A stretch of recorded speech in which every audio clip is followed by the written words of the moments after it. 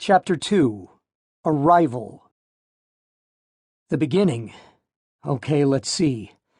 I guess it starts with my flight into Da Nang. It was on a TWA jet airplane. This guy sat next to me, a reporter, I think, kept asking me about my thoughts on the war. Probably wanted to get me to say something negative about my country. You know that wasn't going to happen. After the plane landed, I watched the stewardess open the door and this gunny walks on board yelling. You know what I mean, Peg? You've seen these people around the base. If a gunny wants something done, he's yelling at the top of his lungs for people to move. I look up from my coffee and see she smiles but does not comment. He started yelling like we were in boot camp or something. He screams, "If you're a Marine or Navy corpsman, get off the plane and follow me." I don't think the stewardess knew what to do. I laugh. They just got out of the way.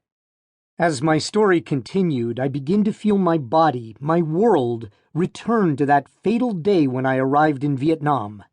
I see myself on that airplane, and I remember that first night. I walk out of the air-conditioned aircraft into a wall of humidity. Though it's dark, I can feel an intolerable heat, so alien to me I know my world has changed. I literally feel it. The smell in the air is a mixture of jet fuel and damp rags. Out of the darkness, I hear the gunny. "Everybody fall in for roll call, now!" I move my lanky 6-foot frame toward him until I'm in the first row as he calls out names. The gunny raises his voice even more when the whine of an F-4 jet taxis close by. "Welcome to Vietnam!" He motions to a structure behind him and says, "In those barracks, find a rack for the night. Grab some sleep. Assignments to your new units will take place tomorrow. Reveille is 0430. Chow goes at 0500. Mess hall is down the road that way." He motions to his left. "You want breakfast? I suggest you're there and finished by 0600. Be back in formation in front of the barracks at 0630. If anyone is hungry tonight, there'll be sandwiches and milk at midnight. Does anyone have any questions?" Without waiting for a response, he says, "No? Good. Fall out." I look back at the F-4 and watch as the flame of the engine dims until both the fire and the rumble vanish into the night. Behind the barracks on the side of a mountain is a deep, shadowy place. I strain to see what's there, but the depth of the darkness is like a black hole in space.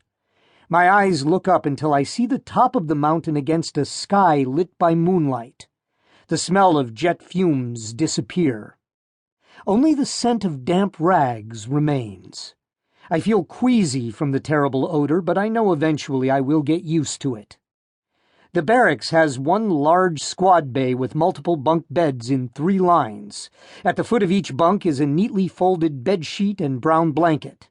On top of them sits a gray pillow.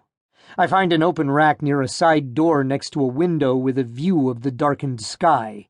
To claim it, I toss my orders and a small bag with toothbrush, toothpaste, and a carton of cigarettes on the rack.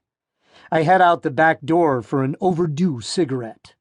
Once outside, the sounds of distant explosions fill the night air. I wonder how far away these sounds might be, and should I be concerned if it's combat?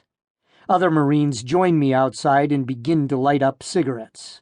Muffled voices merge in a confusion of conversation as different groups of men talk at the same time.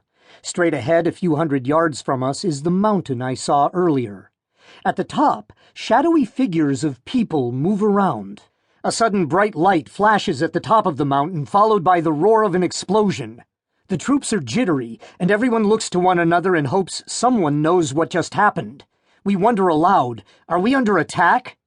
In the shadows behind us sits a lone Marine. All you can see is the red glow from the cigarette in his hand until he stands and moves to the front. "That was a 106 recoilless rifle," he says while he field strips his smoke and tosses the loose tobacco across the ground. He looks up to where the explosion happened and says, "Probably an H&I night fire. It's not incoming. You'll know when it's incoming." He calmly turns and walks toward the barracks. "What's H&I?" asks one Marine. "Harassment and interdiction," says another. Everyone looks at him with the question, "How do you know that?"